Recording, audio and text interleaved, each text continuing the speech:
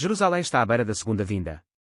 Por que é que Jerusalém, uma cidade mergulhada em milénios de história e profecia, parece estar a preparar-se para um evento de importância monumental, a segunda vinda de Jesus? Algo está inegavelmente mudando dentro das antigas muralhas desta cidade sagrada, uma transformação tão profunda que não pode ser ignorada. Sussurros de preparativos enchem o ar, mas com que propósito? A resposta, muitos acreditam, é mais surpreendente e potencialmente perturbadora do que se poderia imaginar. O que obriga Jerusalém a preparar-se agora, com uma urgência tão palpável? Que conhecimentos possuem os seus líderes que permanecem ocultos do resto do mundo? Que mensagens enigmáticas embutidas nas Escrituras estão impulsionando a atividade febril de Jerusalém? E, talvez o mais crucial, poderia esta preparação acelerada significar o retorno iminente de Jesus Cristo? Que sinais assustadores os sacerdotes de Jerusalém descobriram recentemente, sinais que parecem apontar com precisão o regresso de Jesus durante as nossas vidas? Além disso, que a atividade sísmica perturbadora sob o Monte das Oliveiras está atualmente a provocar alarme entre os geólogos? Pois está escrito, naquele dia os seus pés estarão sobre o Monte das Oliveiras, a leste de Jerusalém, e o Monte das Oliveiras será dividido em dois, Zacarias 14:04. Os textos proféticos são nítidos e inequívocos. Jerusalém está a preparar-se e os acontecimentos que se seguem prometem alterar irrevogavelmente o curso da história mundial. Mas estará a humanidade preparada para as mudanças cataclísmicas que estão prestes a acontecer? Ou a contagem regressiva já ultrapassou o ponto sem retorno, lançando-nos em direção a um destino inevitável? Durante séculos, os crentes observaram diligentemente 4 indicadores-chave, sinais importantes que anunciariam a aproximação iminente da segunda vinda. Surpreendentemente, todos estes 4 sinais estão se manifestando nos dias atuais. Qual destes 4 sinais tem mais peso, provocando o maior terror? E por que é que alguns especialistas sugerem que a intervenção já é fútil, que o ímpeto é imparável? Na verdade, um destes sinais carrega uma urgência particular, uma sensação de que a janela de oportunidade para evitar uma crise iminente pode já estar fechada. O primeiro e talvez o mais fundamental sinal, o regresso de Israel. A Bíblia profetizou claramente que o renascimento de Israel como nação precederia o retorno de Jesus. Contudo, foi o que aconteceu depois do ressurgimento de Israel que revela a verdade mais profundamente perturbadora de todas. Esta é uma profecia proferida há mais de 2500 anos, uma profecia que muitos consideraram impossível de cumprir, mas que se cumpriu na nossa era moderna. Como Isaías 66:8 pergunta de forma pungente, quem já ouviu falar de tais coisas? Quem já viu coisas como estas? Pode um país nascer num dia ou uma nação nascer num momento? Notavelmente, em 14 de maio de 1948, esta profecia foi cumprida com uma precisão impressionante. Israel renasceu como nação num único dia, um testemunho do poder da intervenção divina. Que evento celestial ocorreu naquele dia importante de 1948, servindo como uma assinatura cósmica do envolvimento de Deus no retorno milagroso de Israel? Isto não foi mera coincidência, foi um sinal irrefutável de que um plano maior e divinamente orquestrado estava se desenrolando. Uma nação que estava espalhada por todo o mundo durante quase 2 milénios foi subitamente ressuscitada, dando nova vida a antigas promessas. Após a destruição do Segundo Templo em 70 DC, o povo judeu foi disperso pelos confins da terra. Agora, uma força poderosa e invisível está a compeli-los a regressar à sua terra natal ancestral. O que é esta força misteriosa e por que ela os reúne com uma velocidade e um fervor sem precedentes? Eles foram exilados de suas terras, submetidos a perseguições implacáveis em inúmeras nações. Muitos acreditavam que Israel estaria perdido nos anais da história, destinado a nunca mais se levantar. Contudo, Deus tinha um destino diferente em mente, um plano enraizado em promessas inabaláveis. Que ato de intervenção divina durante os anos tumultuosos da Segunda Guerra Mundial obrigou o mundo a restaurar Israel ao seu devido lugar, desafiando todas as probabilidades lógicas? E poderá uma crise semelhante, globalmente significativa, servir como catalisador final para os acontecimentos que estão prestes a acontecer? Das cinzas da Segunda Guerra Mundial, emergiu um milagre moderno. Contra todas as expectativas razoáveis, o povo judeu regressou à sua terra natal e Israel renasceu. A profecia exata predita na Bíblia ganhou vida diante dos olhos de uma geração, uma manifestação tangível da promessa divina. Desde o renascimento de Israel, o ritmo do cumprimento profético acelerou com uma velocidade impressionante, aparentemente imparável. Em 1967, durante a Guerra dos 6 Dias, Israel recapturou Jerusalém pela primeira vez em quase 2000 anos, solidificando o seu significado histórico e espiritual. Em 1995, Jerusalém foi formalmente declarada a capital eterna de Israel, afirmando o seu papel central na identidade da nação. E em 2018, os Estados Unidos reconheceram oficialmente Jerusalém como capital de Israel, uma decisão controversa que sublinhou o complexo estatuto geopolítico da cidade. As principais potências mundiais encontram-se agora cada vez mais centradas em Israel, reconhecendo o seu papel fundamental nos assuntos globais. Isto nos leva ao segundo sinal, o retorno em massa a Jerusalém. O povo judeu está a regressar a Israel em números sem precedentes, mas por que agora?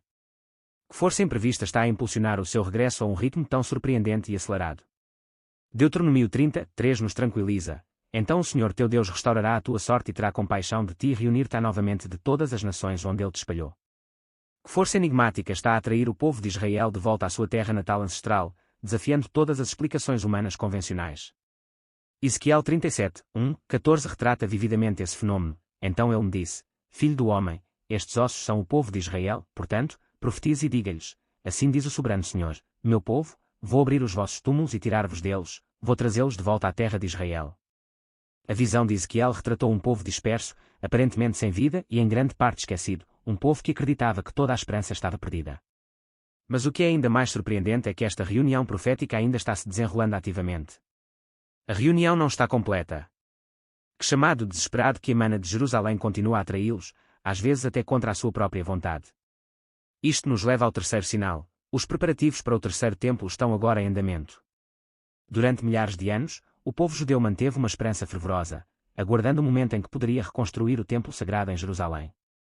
Esta aspiração está profundamente enraizada na profecia, mencionada no livro de Daniel, no livro do Apocalipse, e até nas palavras do próprio Jesus. Surpreendentemente, os preparativos para este importante empreendimento já estão em andamento. Que artefatos sagrados foram descobertos recentemente e que poderiam potencialmente desencadear a construção do templo quase da noite para o dia. Esta descoberta poderá alterar irrevogavelmente o curso dos acontecimentos, porque no momento em que o terceiro templo surgir, um novo e crítico capítulo da profecia terá início.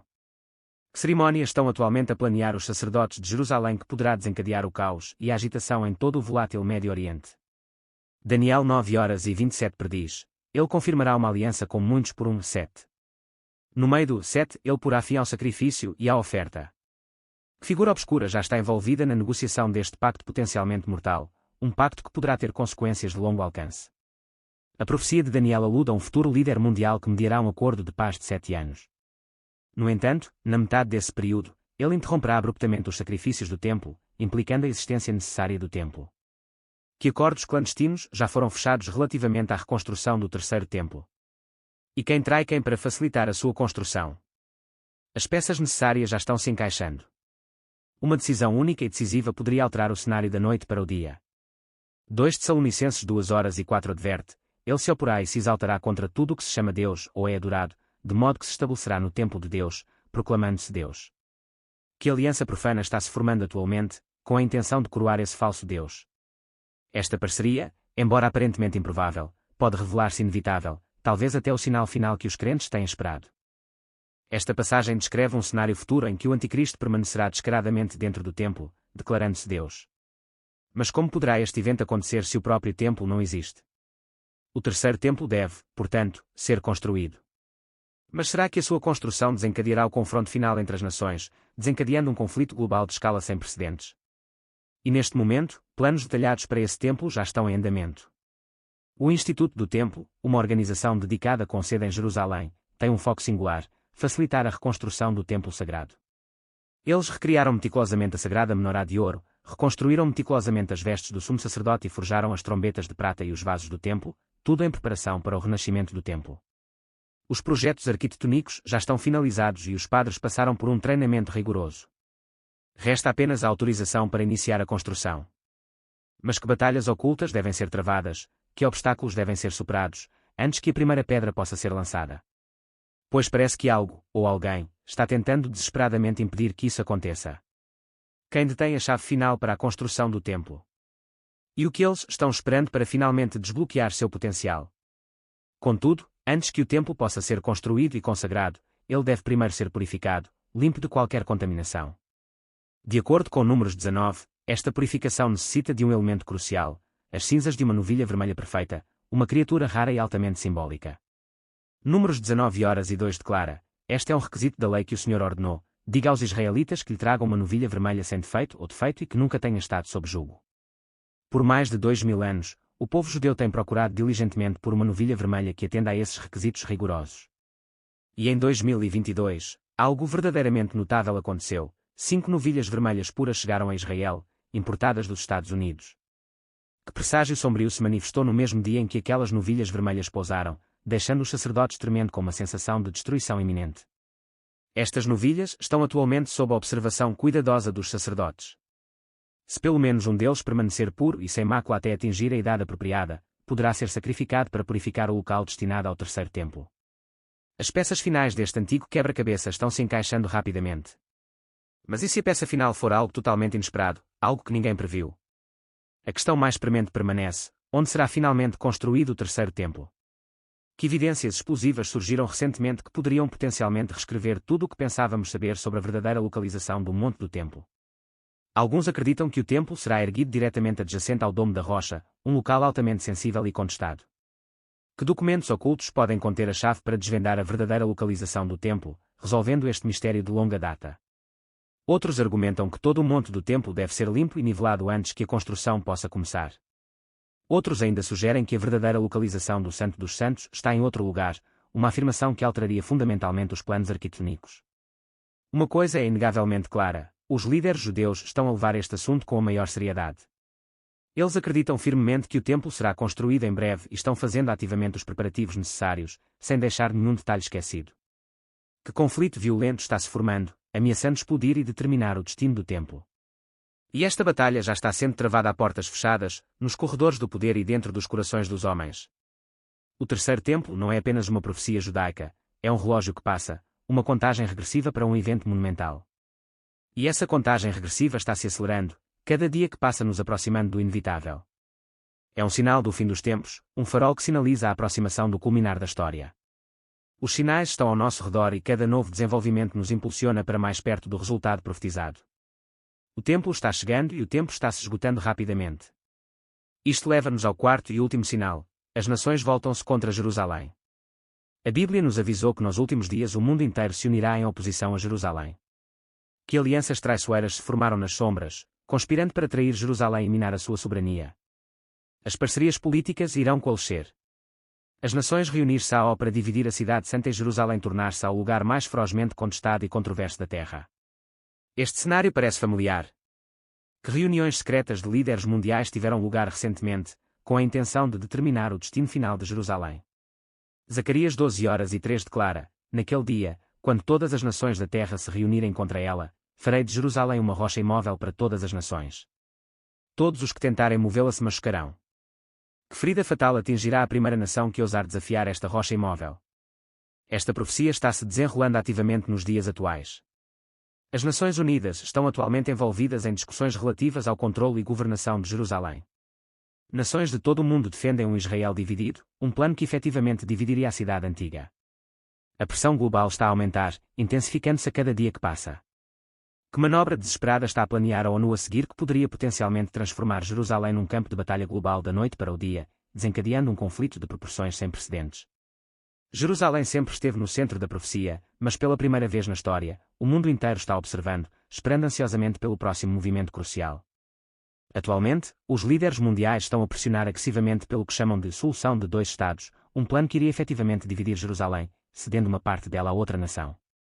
Este plano tomaria a cidade mais sagrada do mundo, uma cidade reverenciada por milhares de milhões, e colocaria-a sob controle internacional, uma medida que muitos acreditam que desafiaria o decreto divino. Mas a Bíblia é inequívoca na sua posição: Jerusalém é a cidade de Deus, e cada nação que tentar dividi-la acabará por enfrentar o julgamento divino. As nações que ousam desafiar a cidade de Deus enfrentam um acerto de contas terrível, um julgamento cuja chegada não é uma questão de se, mas de quando. O profeta Joel, no capítulo 3, versículo 2, profere uma dura profecia: congregarei todas as nações e as farei descer ao vale de Josafá. Ali os julgarei pelo que fizeram à minha herança, Israel, porque espalharam o meu povo entre as nações e repartiram a minha terra. Esta não é uma sugestão sutil, mas uma declaração direta do julgamento divino contra aqueles que tentariam dividir a terra prometida ao povo escolhido de Deus. A gravidade desta afirmação ressoa com o peso da autoridade divina, um aviso sussurrado através dos tempos, mas aparentemente ignorado pelo mundo moderno. O próprio Deus emitiu o mais solene aviso de que a divisão da sua terra iria inevitavelmente convidar à retribuição divina. No entanto, com um desafio arrepiante, o mundo persiste neste caminho perigoso. Observe o desdobramento do cenário geopolítico. Nações que outrora foram aliadas firmes de Israel estão agora a passar por uma mudança, com o seu apoio a vacilar e a sua lealdade a ser questionada. Os governos são cada vez mais veementes na sua condenação do direito inerente de Israel à sua própria terra, um direito divinamente ordenado e historicamente enraizado. As superpotências globais, impulsionadas por alianças e interesses estratégicos em constante mudança, estão aparentemente a alinhar-se contra Jerusalém, uma convergência que lança uma sombra longa e ameaçadora. Todas as grandes organizações mundiais, desde as Nações Unidas até vários tribunais internacionais, concentram um olhar quase obsessivo sobre Jerusalém. Todos os líderes poderosos, desde presidentes e primeiros-ministros a diplomatas influentes e líderes de pensamento, sentem-se compelidos a expressar uma opinião, a formular uma política, a exercer influência sobre o destino desta cidade antiga. De forma alarmante, a trajetória destas opiniões, políticas e ações aponta consistentemente para o cumprimento da profecia bíblica, uma convergência de acontecimentos que não pode ser descartada como mera coincidência. É como se o mundo, nas suas ações coletivas, estivesse involuntariamente a desempenhar um papel num drama escrito há milénios. Dentro de Jerusalém, um local, mais do que qualquer outro, tornou-se o epicentro da discórdia global, o Monte do Templo. Reverenciado como o local mais sagrado do judaísmo, é o local onde ficavam o primeiro e o segundo templos e o local designado para um futuro terceiro templo. A luta pelo controle deste pedaço singular de terra está a aumentar, aproximando o mundo de um conflito cataclísmico. A Bíblia afirma inequivocamente que Jerusalém servirá de gatilho, de ponto de inflamação para uma guerra global que se aproxima, uma previsão que se desenrola de forma perturbadora diante dos nossos olhos. O ritmo da profecia está a acelerar, avançando com uma velocidade que ultrapassa todas as expectativas, apanhando muitos desprevenidos e forçando uma reavaliação de pressupostos de longa data. Zacarias 14:02 pinta um quadro vívido e perturbador: reunirei todas as nações em Jerusalém para lutarem contra ela, a cidade será capturada. O mundo, impulsionado pelas suas próprias agendas e ambições, unirá-se em oposição a Jerusalém. A guerra final e decisiva centrar-se nesta cidade e, à medida que as nações se levantarem contra ela numa frente unificada, o próprio Jesus regressará em glória. Enquanto o mundo, nas suas maquinações seculares, conspira contra Jerusalém, a própria cidade está a ser meticulosamente preparada, o seu povo regressa à sua terra natal ancestral e as profecias estão a alinhar-se com uma precisão inegável. O mundo pode acreditar que detém as rédeas do poder, que está no controle do seu próprio destino, mas Deus já foi o autor do capítulo final, um capítulo que acabará por revelar a sua soberania e fidelidade inabalável. Mas será que as tentativas finais e desesperadas da humanidade para resistir às profecias divinamente ordenadas acabarão por levar à sua queda? O Rei está vindo e, com sua chegada, o ápice de toda a profecia será realizado. Zacarias 14:04 revela a localização específica deste evento importante. Naquele dia os seus pés estarão sobre o Monte das Oliveiras, a leste de Jerusalém, e o Monte das Oliveiras será dividido em dois. Quando Jesus retornar, ele estará nesta mesma montanha, um evento tangível que alterará para sempre o curso da história. Que a atividade enigmática se desenrola atualmente no Monte das Oliveiras, sugerindo que os pés de Jesus estão prestes a tocar o seu solo sagrado. E quando esse momento chegar, a própria terra abaixo entrará em convulsão, abrindo-se como um sinal divino, proclamando o retorno do Rei. A ciência, à sua maneira, corroborou esta antiga profecia, confirmando a existência de uma grande falha geológica que corre diretamente abaixo do Monte das Oliveiras. Um terremoto significativo poderia, num instante, fazer com que a montanha se dividisse em duas, exatamente como a Bíblia predisse. Que anomalia sísmica, detectada abaixo do Monte das Oliveiras, tem feito os cientistas lutarem por explicações, e poderá esta instabilidade geológica levar a uma divisão súbita e catastrófica? Poderia esta ser mais uma pista inegável, uma confirmação geológica de que a profecia está se desenrolando rapidamente? Os sinais estão inegavelmente presentes, Jerusalém está a preparar-se e o tempo, ao que parece, está a esgotar-se rapidamente. Qual é o sinal final e definitivo que aparecerá no Monte das Oliveiras, confirmando que a volta de Jesus é iminente, a poucos minutos de distância? E se esse sinal já estiver começando a se manifestar? Mateus 24:42 oferece uma ordem clara e urgente: vigiai, pois, porque não sabeis a que hora vem o vosso Senhor. Jesus está inegavelmente a regressar, Jerusalém está a preparar-se para recebê-lo, mas quando esse momento crucial chegar, será que o mundo reconhecerá os sinais ou será apanhado completamente desprevenido, cego pela sua própria autoimportância e descrença? A Bíblia transcende as limitações de um livro de história convencional. Você não encontrará um igual dentro dos limites de qualquer biblioteca pública. Narra a história da Terra, desde a sua gênese até ao seu culminar final. Nenhum outro relato histórico abrange uma linha do tempo tão vasta. Esta amplitude única deriva de uma verdade fundamental: nenhum ser humano estava presente no início para testemunhar a criação e registrá-la em primeira mão. Consequentemente, nenhum autor humano poderia fornecer um relato completo e definitivo de como o nosso mundo se originou. Mas, como crentes, temos uma compreensão única e profunda, somos as únicas pessoas que possuem conhecimento de como tudo acabará por terminar. Este conhecimento confere-nos uma responsabilidade especial. Deus não revelou o futuro aos seus seguidores apenas para satisfazer a sua curiosidade ou intriga. Ele transmitiu esse conhecimento para que eles estivessem adequadamente preparados quando esses eventos acontecessem. Ele desejava que não fossem pegos de surpresa, dominados pela confusão ou pelo medo. Deveríamos ser eternamente gratos por Jesus ter sido franco e honesto ao revelar o que está por vir, poupando-nos da ignorância e permitindo-nos abordar o futuro com fé informada. Muitas vezes surge a pergunta: estamos vivendo no fim dos tempos? Contudo, a Bíblia fala dos últimos dias, e estes últimos dias não começaram num futuro distante, mas há muito tempo, na verdade, há cerca de 2000 anos. Os últimos dias começaram no Pentecostes, momento em que se cumpriu a profecia inicial relativa aos últimos dias. Consequentemente, cada geração cristã deve esforçar-se por viver de uma forma que reflita a prontidão para o regresso do Senhor, permanecendo vigilante e preparada para a sua chegada iminente. A Bíblia está repleta de profecias, previsões específicas sobre eventos que acontecerão no futuro. Um número impressionante de 735 profecias estão contidas em suas páginas, com aproximadamente um em cada 4 capítulos apresentando um elemento profético. Desde os versículos iniciais até às revelações finais, a Bíblia permanece como um testemunho do poder da profecia, embora alguns livros dentro do seu cânon se aprofundem mais neste assunto do que outros. Dessas 735 profecias, surpreendentes 596 já se cumpriram, revelando-se com uma precisão que desafia o acaso e reforça a inspiração divina das Escrituras.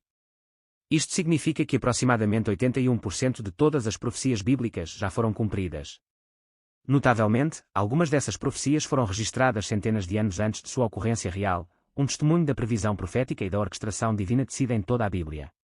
Se 81% das profecias bíblicas já foram cumpridas, torna-se significativamente mais fácil acreditar que os restantes 19% também se concretizarão. A exatidão histórica das profecias da Bíblia confere credibilidade inegável às suas previsões futuras. A Bíblia ostenta uma notável taxa de sucesso, tendo sido 100% precisa em todas as profecias que poderiam ter sido cumpridas até este ponto da história. A maioria das profecias restantes referem-se ao retorno de Jesus Cristo e aos eventos subsequentes que se desenrolarão depois dele. Então, exatamente quantas profecias ainda precisam ser cumpridas antes do retorno de Jesus? A resposta é aproximadamente 20. Esses são os marcos proféticos que estamos observando diligentemente, os sinais que precederão a volta do Senhor.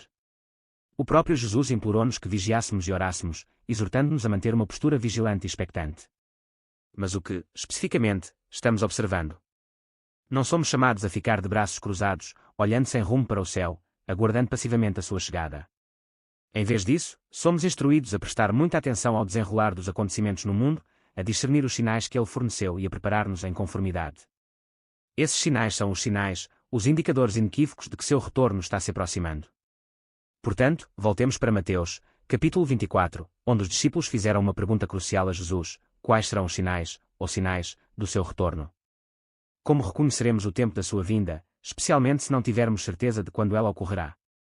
Jesus deu-lhes uma resposta clara e direta, um testemunho do seu desejo de que compreendêssemos os sinais do seu retorno. No livro do Apocalipse, ele oferece uma explicação mais extensa e detalhada, mas em Mateus 24, ele apresenta uma lista concisa dos principais indicadores que precederão seu retorno. Os discípulos aproximaram-se de Jesus em particular enquanto ele estava sentado no Monte das Oliveiras. Mateus 24 relata: mais tarde, Jesus sentou-se no Monte das Oliveiras. Seus discípulos aproximaram-se dele em particular e disseram: diga-nos, quando tudo isso acontecerá? Que sinal sinalizará seu retorno e o fim do mundo? Jesus respondeu com uma série de advertências e pronunciamentos: não deixem que ninguém os engane, pois muitos virão em meu nome dizendo: eu sou o Messias, eles enganarão a muitos. E vocês ouvirão falar de guerras e ameaças de guerras, mas não entrem em pânico. Sim, essas coisas devem acontecer, mas o fim não virá imediatamente. Nação irá à guerra contra nação, e reino contra reino. Haverá fomes e terremotos em muitas partes do mundo, mas tudo isso é apenas a primeira das dores do parto, com mais por vir. Ele continuou, pintando um quadro de dificuldades e perseguições crescentes: então vocês serão presos, perseguidos e mortos. Vocês serão odiados em todo o mundo porque vocês são meus seguidores. E muitos se afastarão de mim e trairão e odiarão uns aos outros. E muitos falsos profetas aparecerão e enganarão muitas pessoas. O pecado se espalhará por toda parte, e o amor de muitos esfriará. Mas aquele que perseverar até o fim será salvo. E as boas novas sobre o reino serão pregadas em todo o mundo, para que todas as nações ouçam isso, e então virá o fim. Jesus então aludiu a um evento futuro específico: está chegando o dia em que vocês verão o que Daniel, o profeta, falou, o objeto sacrílego que causa profanação no lugar santo. Leitor, presta atenção. Então, aqueles na Judeia devem fugir para as colinas. Uma pessoa que está no terraço de um telhado não deve descer para dentro de casa para fazer as malas. Uma pessoa que está no campo não deve retornar, nem mesmo para pegar um casaco. Quão terrível será para as mulheres grávidas e para as mães que amamentam naqueles dias. E que sua fuga não será no inverno ou no sábado, pois haverá uma angústia maior do que em qualquer época desde que o mundo começou, e nunca mais será tão grande. Ele enfatizou a severidade da tribulação que está por vir. Na verdade, a menos que esse tempo de calamidade seja abreviado, nem uma única pessoa sobreviverá, mas será abreviado por causa dos escolhidos de Deus. Então, se alguém lhes disser, vejam, aqui está o Messias, ou ali está ele, não acreditem, pois falsos Messias e falsos profetas se levantarão e realizarão grandes sinais e prodígios para enganar, se possível, até mesmo os escolhidos de Deus. Avisei você sobre isso com antecedência.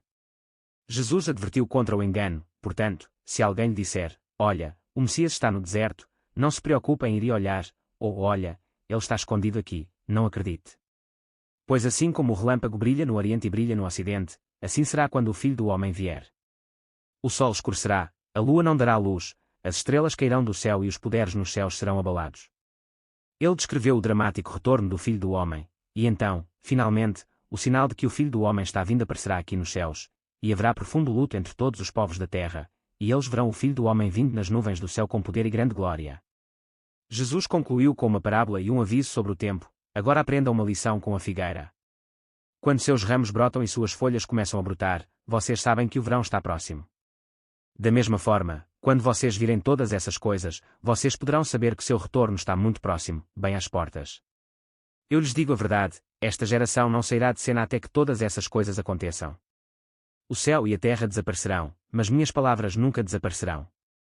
Porém, ninguém sabe o dia ou a hora em que essas coisas acontecerão, nem mesmo os anjos no céu ou o próprio Filho, só o Pai sabe. Nessa passagem do Evangelho de Mateus, Jesus delineou 4 sinais distintos e cruciais de seu retorno. Embora um destes sinais já esteja comprovadamente ocorrendo, os outros 3 ainda não se manifestaram totalmente. Esta observação leva-nos à conclusão de que vivemos atualmente nas fases iniciais do fim dos tempos, testemunhando o alvorecer de uma nova era marcada pela crescente convergência de acontecimentos proféticos. Então, quais são esses 4 sinais fundamentais que Jesus descreveu? O primeiro sinal é a proliferação de desastres em todo o mundo. Jesus falou de calamidades como guerras, fomes e terremotos. Embora estes eventos tenham ocorrido de forma intermitente ao longo dos últimos 2000 anos, a sua frequência e intensidade estão agora a aumentar, indicando que estamos, de facto, a testemunhar o cumprimento deste sinal inicial. Guerras, rumores de guerras, terremotos e fomes, estes são os arautos do fim dos tempos. E em meio a essas tendências perturbadoras, Jesus emite uma advertência repetida e urgente: não se deixe enganar. Ele reitera esta advertência ao longo do seu discurso, sublinhando a importância do discernimento e da vigilância face ao crescente engano. À medida que o culminar do tempo se aproxima, esteja avisado, o engano irá intensificar-se, infiltrando-se tanto no mundo como, insidiosamente, na própria Igreja. Uma das ameaças mais perigosas surgirá da proliferação de falsos cristos, indivíduos que fraudulentamente afirmam ser o Messias. Estes charlatões explorarão o caos generalizado e o medo gerado pelas catástrofes naturais, atacando os vulneráveis e procurando desencaminhá-los. A história oferece exemplos claros de tal manipulação, onde indivíduos atraíram seguidores para paisagens desoladas, prometendo salvação, apenas para que estas viagens terminassem tragicamente em desilusão e desastre. Estes acontecimentos históricos servem como lembretes sérios da astúcia e do desespero daqueles que procuram usurpar o papel do verdadeiro Salvador. A paisagem da crença ficará cada vez mais repleta de falsos cristos e autoproclamados salvadores, cada um vendendo a sua própria marca de libertação dos problemas mundanos. À medida que as condições globais se deterioram e as ansiedades aumentam, o fascínio destes números irá, sem dúvida, tornar-se mais forte. Contudo, em meio a essa onda crescente de engano, Jesus oferece um antídoto poderoso para o medo: não tenha medo. Ele exorta-nos a permanecermos firmes mesmo quando confrontados com o espectro das guerras, dos desastres naturais cataclísmicos e da fome generalizada. Dentro desta profecia aparentemente sombria está uma revelação profunda: são coisas dolorosas acontecendo, mas não são dores de morte, são dores de parto. Esta poderosa analogia transforma a nossa compreensão do sofrimento. Em vez de encararmos os desastres como arautos da destruição final, somos convidados a reconhecê-los como os espasmos da criação, sinalizando a chegada iminente de algo novo e transformador. Quando as notícias relatam acontecimentos perturbadores, lembrem-se de que estes não são apenas sinais de decadência, mas indicações de que um renascimento glorioso está no horizonte. Esta mudança de perspectiva deverá alterar fundamentalmente a nossa visão do mundo. Não ignoramos a trajetória do mundo, possuímos uma visão sobre seu destino final. Consequentemente, não devemos sucumbir ao medo paralisante ou ao desespero, nem devemos ser consumidos pelas ansiedades que assolam o resto do mundo. Os desastres que testemunhamos são análogos às dores do parto que uma mãe experimenta antes do parto, intensas e exigentes, mas que, em última análise, inauguram uma nova vida. Como crentes, a nossa resposta deveria ser marcadamente diferente. Embora estendamos compaixão e ajuda àqueles que sofrem, os nossos corações devem permanecer ancorados numa esperança inabalável. Aguardamos ansiosamente o nascimento desta nova realidade, e esta antecipação ameniza a tristeza que de outra forma poderia tomar conta de nós quando confrontados com a miríade de problemas do mundo. Em essência, a mensagem de Jesus para nós é esta: não entre em pânico, não tenha medo. Em vez disso, abraça um espírito de expectativa alegre, proclamando: estes são sinais de que algo novo está por vir. Esta perspectiva esperançosa transforma a nossa percepção das crises globais, permitindo-nos ver além do sofrimento imediato e reconhecer a promessa de um futuro melhor. O segundo sinal de sua vinda não será encontrado no tumulto do mundo, mas dentro dos muros da própria Igreja. Embora os desastres globais sirvam como aviso inicial, o estado da Igreja, e não os acontecimentos mundanos, constitui o segundo indicador-chave do seu regresso. O primeiro aviso são os problemas que acontecem em todo o mundo, o segundo sinal são as mudanças na Igreja. Esta é uma distinção crucial que exige uma consideração cuidadosa.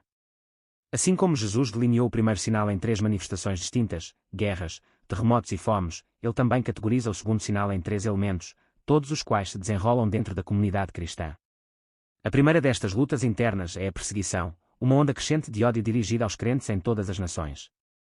A segunda faceta deste sinal é uma contração da Igreja, um declínio desanimador nos números, à medida que a devoção de muitas pessoas a Deus diminui e o seu amor esfria.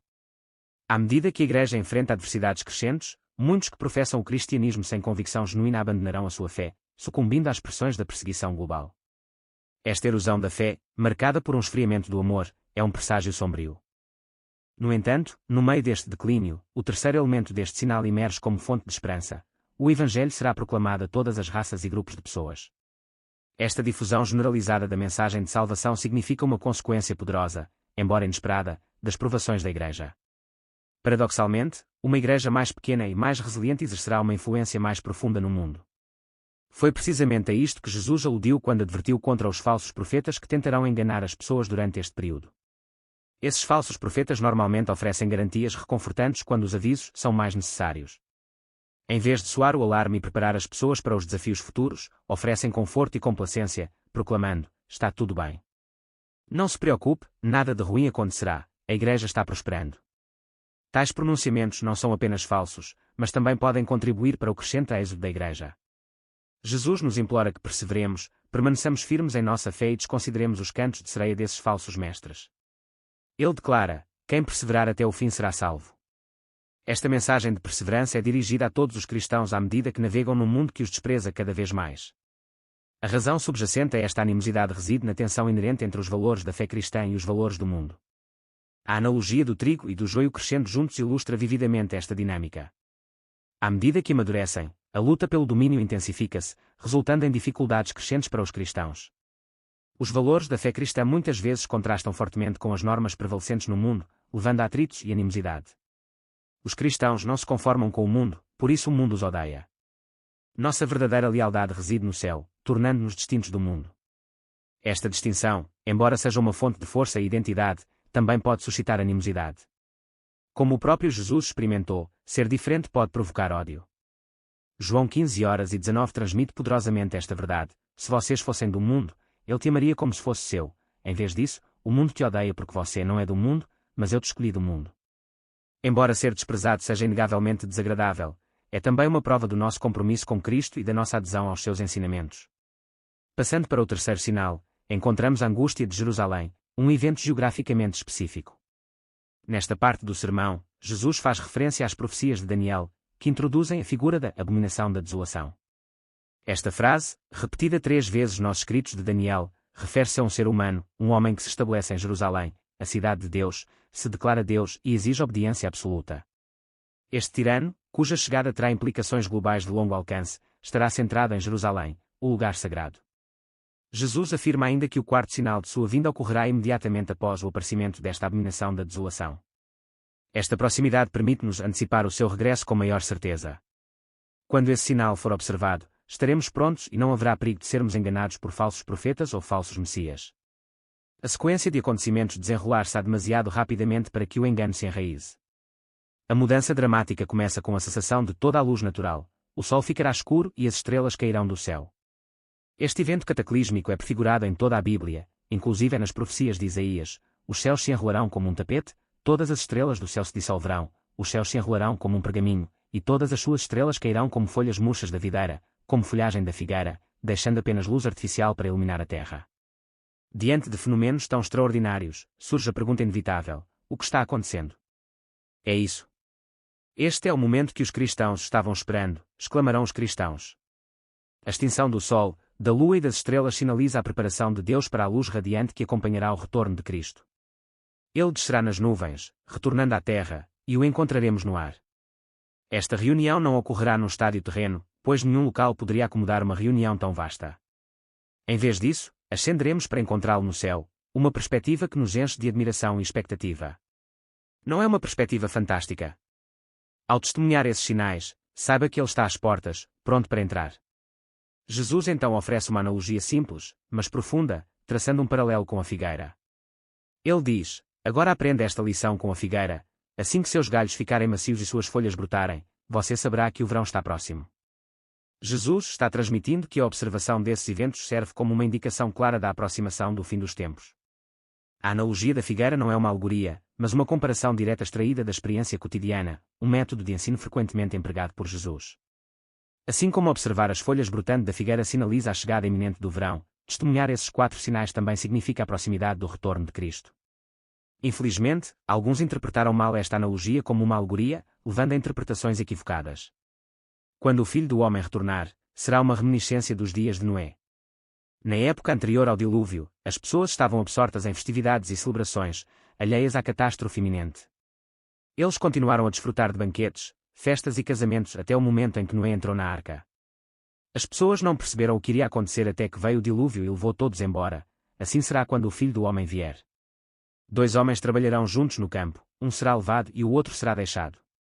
2 mulheres estarão moendo farinha no moinho, um será levado e o outro será deixado. Portanto, vocês também devem ficar vigilantes, pois não sabem em que dia o seu Senhor virá. Entenda isto: se o proprietário de uma casa soubesse exatamente quando um ladrão estava chegando, ele permaneceria vigilante e evitaria que sua casa fosse arrombada. Portanto, vocês também devem estar preparados o tempo todo, pois o Filho do Homem virá quando menos se esperar. Um servo fiel e sensato é aquele a quem o Senhor pode confiar a responsabilidade de administrar os outros empregados domésticos e de alimentá-los. Se o Senhor retornar e descobrir que o servo cumpriu fielmente seus deveres, ele será recompensado. Eu lhe digo a verdade: o Senhor colocará esse servo no comando de tudo o que ele possui. No entanto, e se o servo for mau e nutrir o pensamento, meu Senhor demorará a voltar, e começar a maltratar os outros servos, envolvendo-se em orgias e bebedeiras. O Senhor retornará inesperadamente, no momento em que o servo estiver menos preparado, e infligirá severos castigos, atribuindo-lhe um lugar entre os hipócritas, onde haverá choro e ranger de dentes. Em Mateus 24, 37, 51, Jesus continua este sermão com 3 parábolas: as virgens sábias cujas lâmpadas permaneceram acesas quando o noivo chegou, as damas de honra tolas cujas lâmpadas se apagaram e a parábola dos talentos. As virgens tolas foram em busca de mais azeite, apenas para perderem a chegada do noivo e, assim, serem impedidas de entrar na festa de casamento. Ele então passa para a parábola dos talentos, na qual os indivíduos recebem quantias variadas: 10 talentos, 5 talentos e 1 talento. O mestre parte e depois retorna perguntando: o que você fez com os talentos que lhe confiei? O homem que recebeu 10 talentos responde: ganhei mais 10. O homem que recebeu 5 talentos relata: ganhei mais 5. Contudo, o homem que recebeu 1 talento confessa: não fiz nada com ele. Enterrei-o porque sabia que você era um homem duro, colhendo onde não semeou e exigindo de mim o pagamento. Que coisa terrível de se dizer! Examinemos a resposta de Jesus e as palavras subsequentes do Mestre. A passagem final não é uma parábola, mas sim uma predição direta, empregando a analogia de ovelhas e cabras. Ele conclui esta passagem dividindo as nações, explicando a base desta divisão: aqueles à sua esquerda ignoraram Cristo e os cristãos, deixando de ajudar aos menores destes meus irmãos. Ao negligenciarem seus irmãos, eles o estavam negligenciando. Ele diz: vocês viram Cristo em meus irmãos, e na medida em que fizeram isso ao menor desses meus irmãos, vocês fizeram isso comigo. Ele não está categorizando as pessoas com base no fato de elas se envolverem em filantropia. A chave está em compreender o significado da palavra irmãos. Quando Cristo usa a palavra irmãos, ele invariavelmente se refere aos seus próprios seguidores. Vai e diga aos meus irmãos que ressuscitei dos mortos.